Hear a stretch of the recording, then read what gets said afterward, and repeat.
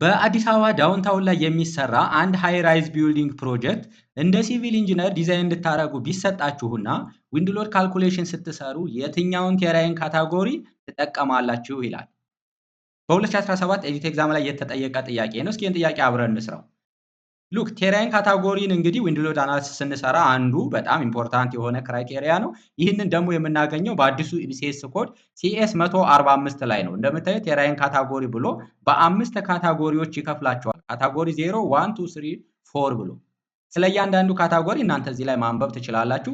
ኢንዲቴል ለማወቅ ግን እዚሁ ሲኤስ 145 ላይ ፔጅ 85 አካባቢ ታገኙታላችሁ። ካታጎሪ 0 የምንለው ዩዥዋሊ ሲ እና ኮስታል ኤሪያዎች ላይ ምንም አይነት ኦብስታክል የሌለበት እንደምታዩት ይሄ ባህር አካባቢ ነው። ከሱ ጎን ያለ ቦታ ላይ ባዶ ቦታ ላይ ቢልዲንግ ዲዛይን የሚደረግ ከሆነ ካታጎሪው 0 እንላለን ነው።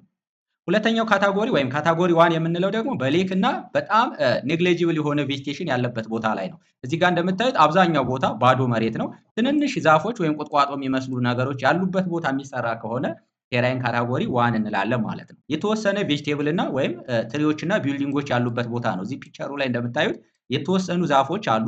አብዛኛው ቦታ ግን ስቲል ባዶ ነው። እዚህ አካባቢ የሚሰራ ከሆነ ቴራይን ካታጎሪ 2 እንላለን ማለት ነው። ሌላው ቴራይን ካታጎሪ 3 የምንለው በተለይ ሰባርባን ኤሪያዎች ፐርማነንት የሆነ ፎረስት ኤሪያ ከሆነ እና ቪሌጆች ከሆኑ እዚህ ጋር እንደምታዩት የተወሰኑ ቤቶች አሉ።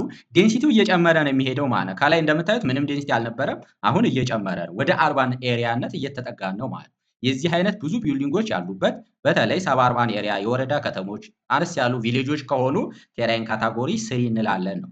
የመጨረሻው ቴራይን ካታጎሪ 4 የምንለው ደግሞ በጣም ትልልቅ ከተሞች ላይ በተለይ ዳውንታውን ኤሪያዎች ላይ የምንሰራ ከሆነ ቢልዲንጋችንን እዚህ ጋር እንደምታዩት ቢያንስ 15% የዛ ኤሪያ ቢልዲንግ ከቨር መደረግ አለበት።